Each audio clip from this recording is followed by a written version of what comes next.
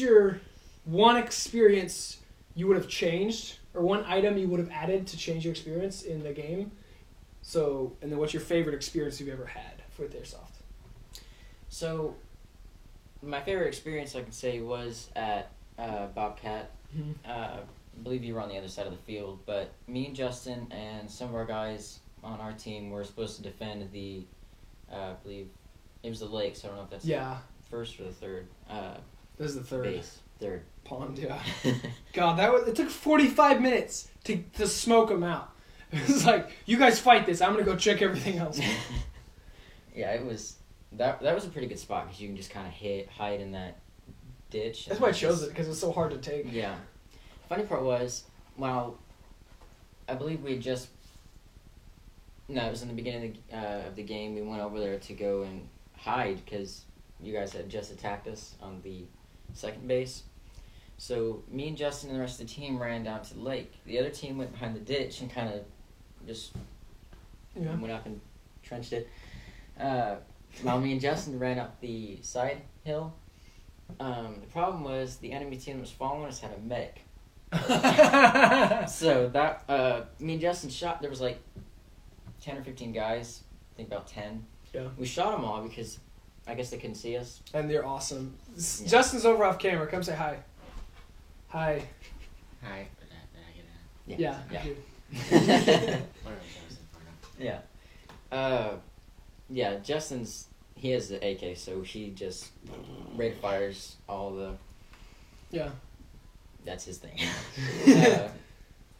So, but it was fun because me and Justin were just up on that hill. We weren't even really hiding. We were just kind of laying on the hill. Yeah. Just kind of laying out.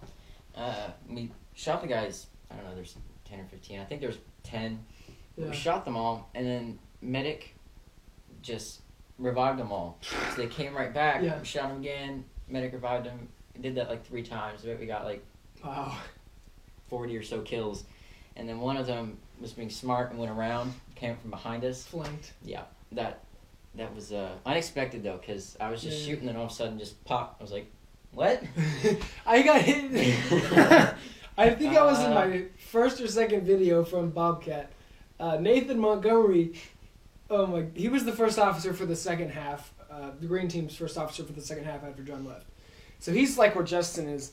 I'm walking down to our base, which is in 3, the creek, before they captured it. It's because we held all 3, and then they took over. I mean, it was a pain in our sorry rears to get them out of there.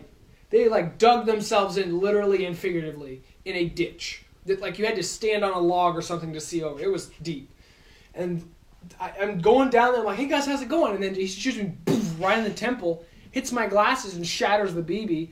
And if you see, I thought it was one of my guys. I'm like about to freak out. I'm like, what the heck, you idiot? What is wrong with you? But I just am like, ow! And I look over and then see Woodland, which is their team's prime color. Ours ACU, theirs Woodland. I just see this Woodland figure jump in. I'm like, well, okay, hit. Yeah. Dang it. I thought my guys jumped me, but no, it was Nathan. He just one precise shot right in my temple. Oh my gosh. Ironically, I was shot in the back 10 times by our own teammates. I know, everyone does that.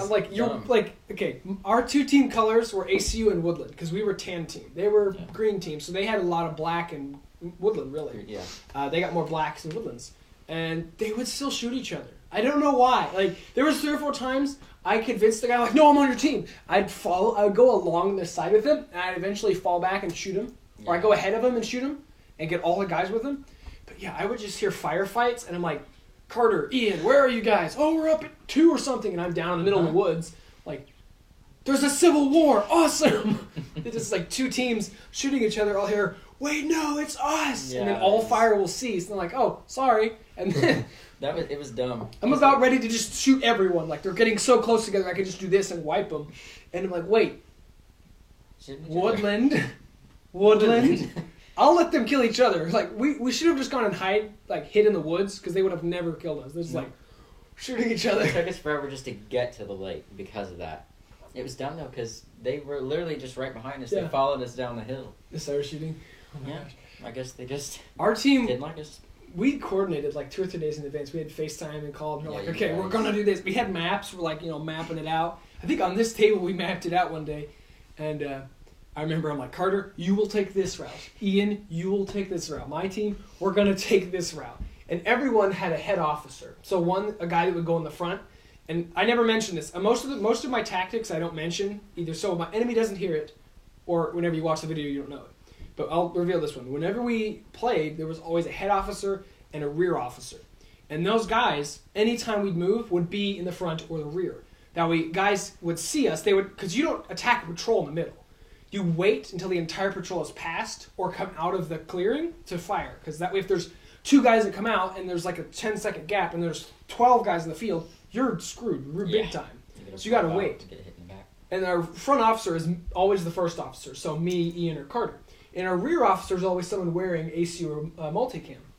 So in the back, for Ian was his friend who had the same ACU jacket. For me, it was Jacob who was wearing ACU. Yeah. And for Carter, it was, I think, Caleb who had his battle belt that was very unique.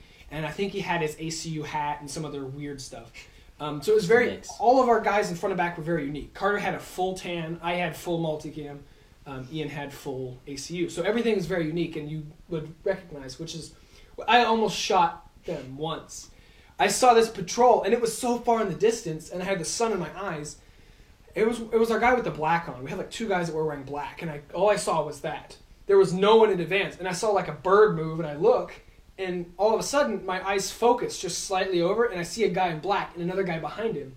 Like, oh crap, they're probably 300 feet away. I didn't want to take any shots. Yeah. So I start sneaking up and I'm like, wait, there's just 2 of them.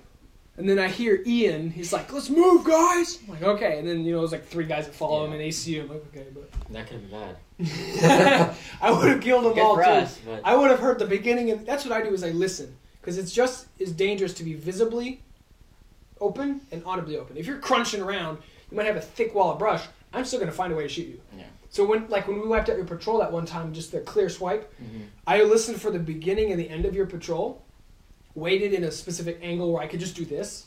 Instead of having to go 180, I could do like a 90 degree or 45 and take them all out. Makes it a lot easier. So that's one thing, guys, is listen to where people are. So make less noise and listen more. Because especially everyone's like wearing full headgear, so they're not listening, so they're not paying attention to being how loud they are. That's why the little face masks are helpful. Yeah, they're a whole lot easier. Oh boy.